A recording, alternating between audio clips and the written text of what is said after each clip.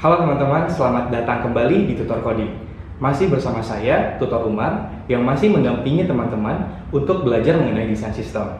Di sesi ini, kita akan mengetahui apa itu desain sistem dan metodologi atomic design.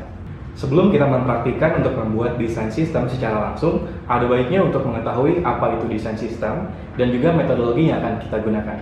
Dan ini akan menjadi pembahasan di sesi pertama. Desain sistem ini sangat erat kaitannya dengan proses pembuatan desain dalam suatu produk. Desain sistem dikembangkan berawal dari adanya masalah yang sering dialami oleh UI/UX designer, yang mana juga memiliki impact yang signifikan kepada developer. Lalu, apa saja masalah yang sering dialami oleh UI/UX designer dalam proses pembuatan desainnya? Yang pertama adalah proses pada pengembangan desain yang cukup rumit. Misalnya, desain komponen yang dibuat desainer sudah sangat bagus dari sisi UI dan UX. Namun ternyata ketika diskusi dengan developer, front-end atau mobile developer, bahwa dengan desain tersebut itu memiliki effort yang cukup lumayan besar.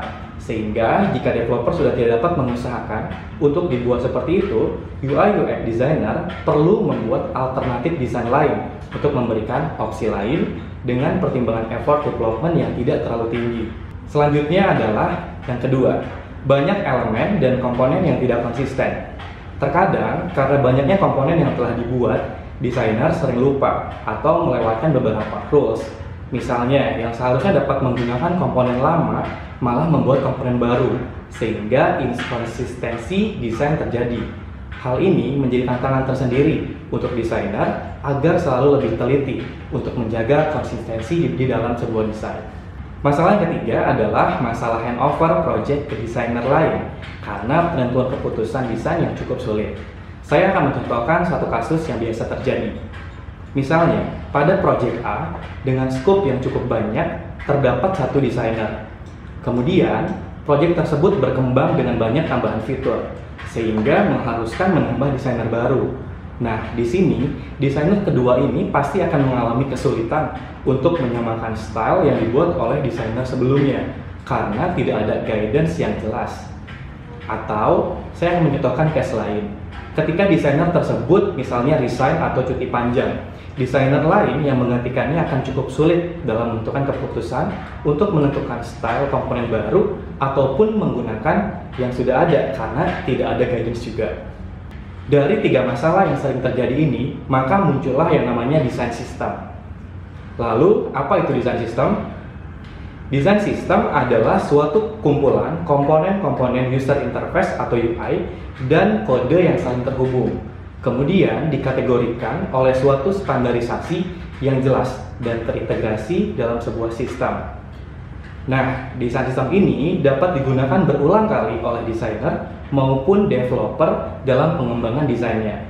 Sehingga desain sistem ini disebut sebagai single source of truth, yang berarti satu sumber kebenaran. Atomic Design dibuat oleh Brad Frost yang dirilis pada November 2016.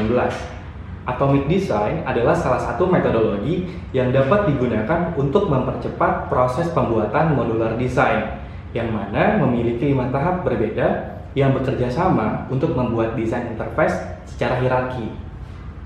Brad Frost dan Dave Olson menyatakan untuk membuat sistem tidak hanya sekedar laman.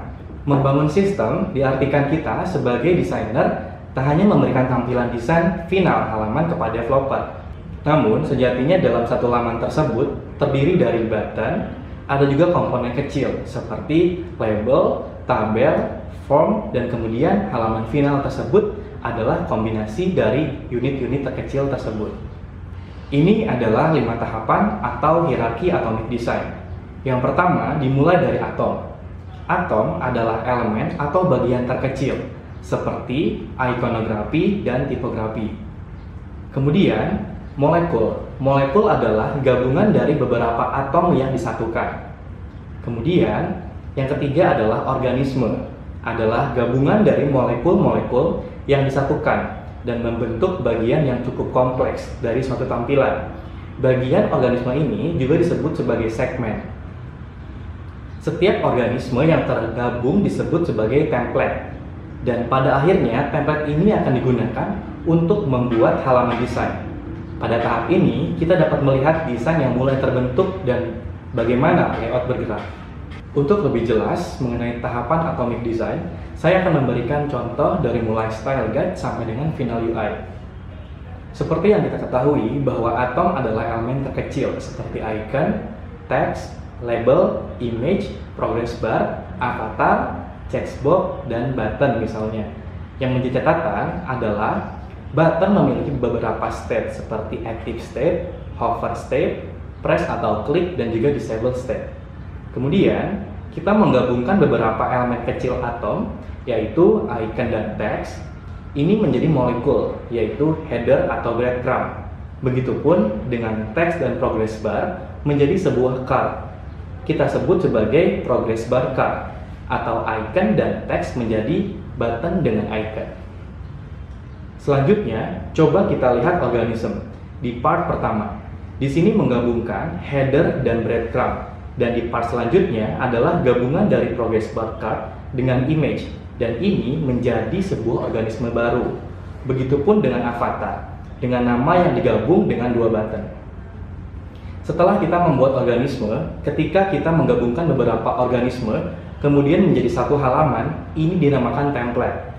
Template kemudian digunakan sesuai dengan kebutuhan, misalnya merubah aset konten seperti image dan video, kemudian foto di dalam avatar, atau merubah warna pada icon dan teks, atau juga merubah state pada button, seperti membuat kondisi menjadi enable ataupun disable. Ini disebut dengan page atau laman. Laman ini berada pada level high fidelity. Setelah ini, kita akan langsung masuk ke sesi kedua yang akan membahas mengenai kelebihan dan kekurangan desain sistem beserta contoh implementasinya. Sampai bertemu.